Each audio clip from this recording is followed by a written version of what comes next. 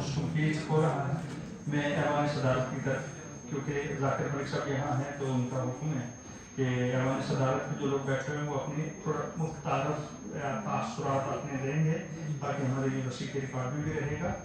اللہ کا شکر ہے کہ تور صاحب، کرشن کمار تور صاحب یہاں موجود ہیں، مشتاق عالم قادری صاحب ہیں، ہمارے استاد پروفیسر ایم کے وقار صاحب یہاں موجود ہیں۔ میں انتہائی ادب اور احترام کے ساتھ اپنے بھائی ڈاکٹر نسیم گل صاحب سے گزارش کرتا ہوں کہ وہ یہاں تشریف آئیں اور اپنی بات رکھیں۔ ڈاکٹر نسیم گل صاحب۔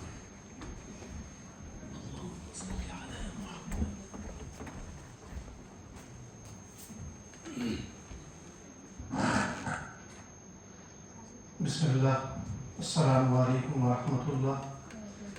الحمدللہ وحدہ والصلاة والسلام علی من لا نبی بعدہ۔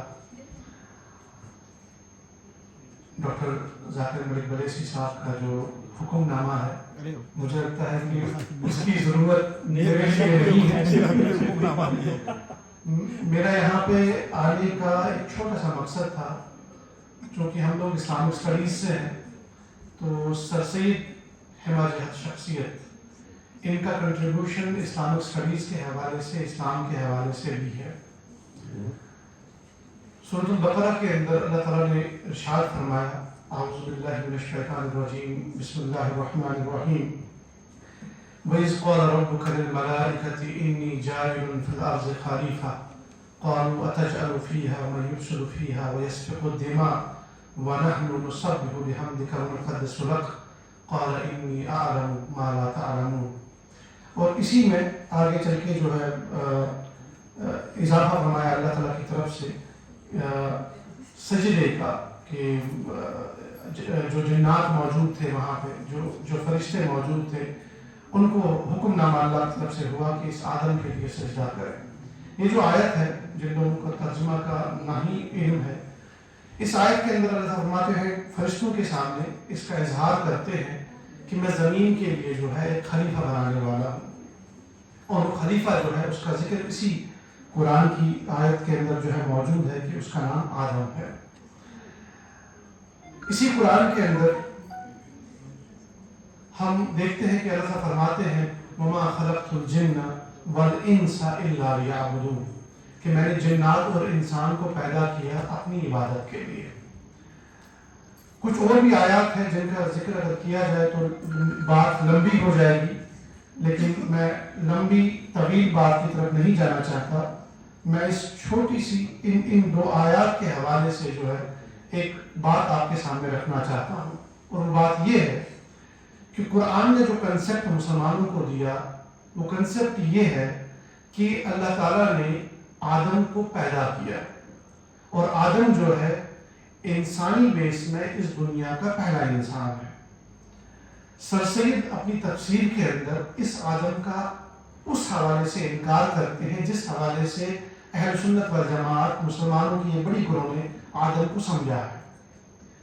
اسی طریقے سے جس میں جو نے دوسری آیت کا ذکر کیا وَمَا خَلَقْتُ الْجِنَّ وَالْإِنسَ إِلَّا لِيَعْبُدُونَ، یعنی جنات اور انسانوں کو پیدا کیا گیا اللہ کی عبادت کے لیے۔ جو جنات کا ذکر ہے، سر سید اپنی تفسیر کے اندر ان جنات کا اس پیٹرن پہ انکار کرتے ہیں جس پیٹرن پہ آپ اور میں جنات کو سمجھتے ہیں۔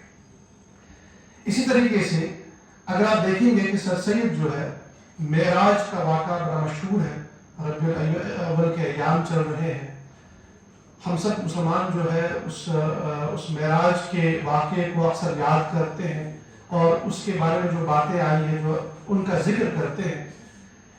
اس معراج کے حوالے سے ہمارا عقیدہ جو ہے اہل سنت والجماعت کا کہ وہ معراج جو ہے وہ فزیکل ہوا تھا، خالی اسپریچول نہیں، یعنی خالی روح جو ہے رسول اللہ صلی اللہ علیہ وسلم کی آسمانوں کی بلندیوں تک نہیں گئی تھی، بلکہ جو جسم محمد رسول اللہ صلی اللہ علیہ وسلم کا اس زمین کے اندر موجود تھا، وہ جسم بھی ساتھ جو ہے ان آسمانوں کی سیر کر آ گیا، جنت و جہنم کی سیر کی، ساری چیزیں جو اللہ تعالیٰ نے دکھانی تھی وہ سب ہوئی۔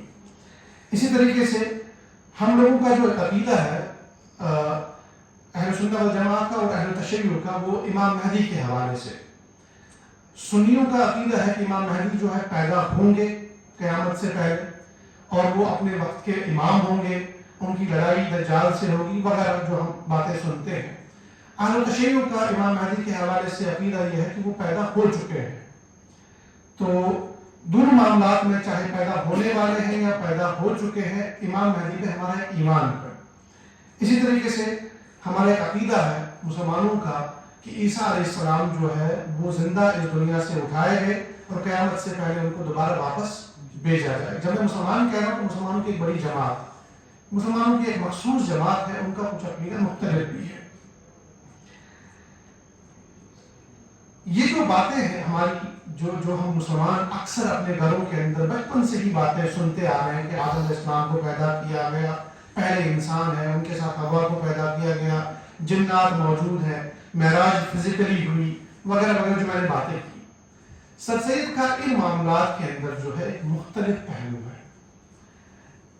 ایک وجہ جو کفر کے فتوے جو سر سید علیہ الرحمہ پہ لگائے گئے، وہ ایک وجہ تو وہ تھی جو ابھی تک یہاں پہ بیان کی گئی کہ انہوں نے انگریزوں کا ساتھ دیا، انہوں نے جو فرسٹ وار آف انڈیپینڈنس تھی، جس کو غلطی سے لوگ غدر یا میوٹنی کہتے ہیں، وہ فرسٹ وار آف انڈیپینڈنس تھی انڈین سب کانٹیننٹ کی، اس کے حوالے سے انہوں نے ایک دوسرا رخ لے لیا۔ انہوں نے کہا کہ نہیں، ہم صلاح مفاہمت کے ساتھ جو ہے انگریزوں کا ساتھ دیں گے اور اپنے مسلمانوں کی جو ہے اور اپنی قوم کی جو ہے اس کی بڑائی کریں گے۔ ایک تو کفر کا فتویٰ اس حساب سے لگا، وہ ایک سیاسی انڈرسٹینڈنگ تھی، سیاسی ڈیسیجن تھا۔ ایک ایمانی معاملات بھی تھے جو سر سید کے عام مسلمانوں سے مختلف تھے، اور یہ معاملات تھے جن کی وجہ سے سر سید پہ کفر کا فتویٰ لگا۔ لیکن جو میں یہاں پہ بات کرنا چاہتا ہوں وہ یہ کہ یہ جو عقائد سر سید نے اپنی تفسیر کے اندر یا اپنے مقالوں کے اندر بتائے ہیں، یہ انٹرپریٹیشن اسلام کی سر سید پہلے یا واحد شخصیت نہیں ہے۔ ہم تاریخ اسلام میں دیکھتے ہیں ایک گروپ تھا مسلمانوں کا جن کو ہم معتزلیوں کے نام سے جانتے ہیں، یا جن کو ہم ماڈرن ٹرمنالوجی کے حساب سے اہل قرآن کے نام سے جانتے ہیں، یا جن کو ہم ریشنلسٹس کہتے ہیں۔ ان کا بھی یہی عقیدہ تھا۔ تاریخی طور پہ جن لوگوں کو ہم معتزلی کہتے ہیں اور ان کے بھی یہی عقائد ہے، ان کو علماء اہل سنت والجماعت نے کافر نہیں کہا ہے۔ ہمارے ہاں علماء کی یہ جو ڈفرینس آف اوپینین ہے، اس بنیاد پہ جو سر سید پہ کفر کا فتویٰ لگا ہے وہ صحیح نہیں ہے۔ اہل سنت والجماعت نے جب معتزلیوں کو معتزلی کہا، کافر نہیں کہا، تو سر سید کو کافر کہنا جو ہے غلط ہے۔ ان کی انڈرسٹینڈنگ اسلام کے حوالے سے یا اسلام کے کچھ معاملات کے حوالے سے مختلف تھی، جو معتزلیوں سے ملتی جلتی ہے، ریشنلسٹ سے ملتی ہے، یا پھر اہل قرآن سے ملتی ہے۔ آپ لوگوں نے شاید یہ نہیں سنا ہوگا کہ سر سید جو ہے اہل حدیث تھے۔ کئی سارے لوگ جو ہے سر سید کو اہل حدیث مانتے ہیں۔ اس حوالے سے اہل حدیث مانتے ہیں کہ وہ قرآن و سنت کی بات کرتے تھے، لیکن جب ہم تحقیق کرتے ہیں تو تحقیق سے پتہ چل جاتا ہے کہ سر سید کے اندر اہل حدیثیت کا رخ کم تھا، اہل قرآن کا رخ ان کے ہاں زیادہ تھا۔ کلیئرلی وہ منکر حدیث نہیں تھے، انہوں نے احادیث کا کلی طور پہ انکار نہیں کیا، لیکن کئی سارے معاملات میں جو حدیث کی انٹرپریٹیشن آپ اور میں لے لیتے ہیں، ان سے وہ مختلف انٹرپریٹیشن لے لیتے تھے۔ میرے استاد پروفیسر اکرم الواسی صاحب جب میں جامعہ ملیہ اسلامیہ میں پی ایچ ڈی کے لیے گیا تو علی گڑھ میں تو زیادہ میری تربیت جو ہے وہاں پہ نہیں ہوئی، لیکن جامعہ ملیہ اسلامیہ میں جو ایک الگ رخ ہے، اگر آپ ان دو یونیورسٹیز کو دیکھیں گے تو یہ دو فکر ہے اصل میں۔ سر سید کی فکر انگریزوں کا ساتھ دے کے قوم کو آگے لے جانے کی، اور جامعہ ملیہ اسلامیہ کی فکر یہ تھی کہ ہندوستان کو آزاد کرنا ہے، سب کانٹیننٹ کو آزاد کرنا ہے، انگریزوں کا کوئی ساتھ نہیں دینا۔ یہ دو مختلف پہلو تھے ہندوستان کی تاریخ کے جو ایک ساتھ چل رہے تھے۔ اسی یونیورسٹی کے اندر جب میرا ایڈمیشن ہوا تو پروفیسر اکرم الواسی صاحب جو ہیڈ آف ڈپارٹمنٹ تھے، انہوں نے مجھے 2-3 باتیں بتائی سر سید کے حوالے سے جس سے میری آنکھیں کھل گئی۔ میں جب بابا غلام شاہ بادشاہ یونیورسٹی میں آیا تو ایک بار میری ملاقات لیاقت صاحب کے ذریعے سے مستر صاحب سے ہوئی، تو انہوں نے اسی بات کو دہرایا۔ وہ بات تھی توسع کی۔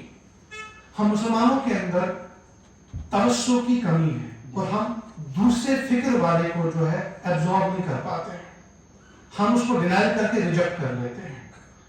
میں یہاں پہ اسٹیج پہ آپ سب لوگوں کے سامنے کلیئرلی کہہ دوں کہ فکری طور پہ میرا رجحان اہل حدیث کی طرف ہے، لیکن اہل حدیث جو ہے، اگر میں آپ کو سمپل ٹرمینال میں کہوں، یہ عشق الہی ہے، یا عشق الہی کی طرف جو ہے زیادہ اس کا رجحان ہے. لیکن جب ہم بریلوی حضرات کی بات کرتے ہیں تو وہ عشق رسول کی طرف ان کا رجحان زیادہ ہے.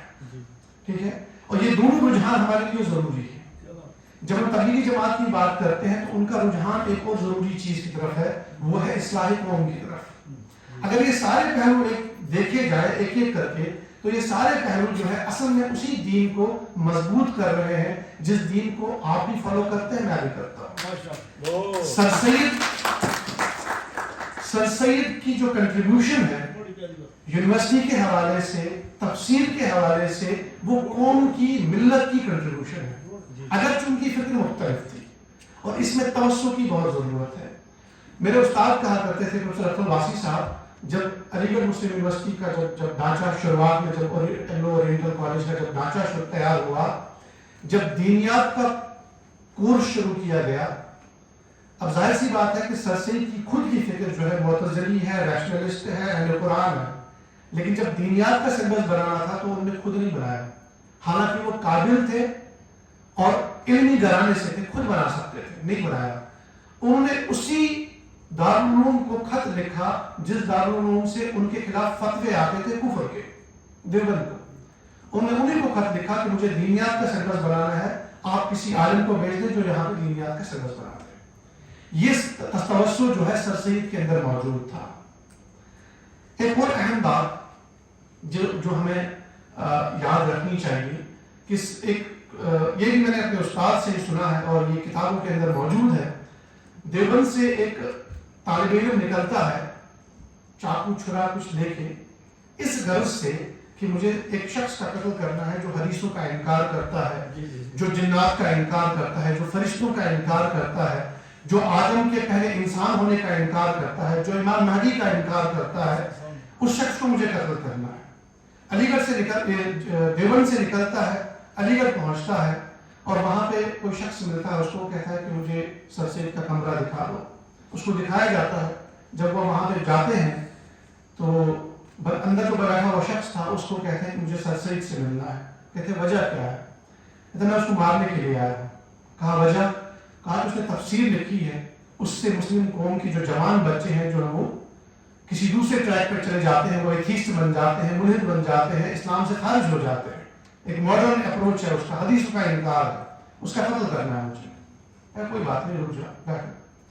اپنے کسی اسٹوڈنٹ کو بلا لیتے ہیں، اس اسٹوڈنٹ سے پوچھتے ہیں کہ بتاؤ علی گڑھ آنے سے پہلے، میری تفسیر پڑھنے سے پہلے، میرا انٹرپریٹیشن آف اسلام پڑھنے سے پہلے تمہارا کیا رجحان تھا؟ وہ کہتا ہے کہ میں ایتھیسٹ تھا، میں تو اسلام کو مانتا ہی نہیں تھا، یہ مولوی کی باتیں میری سمجھ میں نہیں آتی تھی. جب لیکن میں نے سر سید کی تفسیر پڑھی، یعنی آپ کی تفسیر پڑھی، آپ کی انٹرپریٹیشن آف اسلام پڑھی، تو مجھے اسلام سمجھ میں آیا اور میں اسلام پہ جو ہے میرا اطمینان قلب ہو گیا اور میں اس پہ چلنا لگ گیا.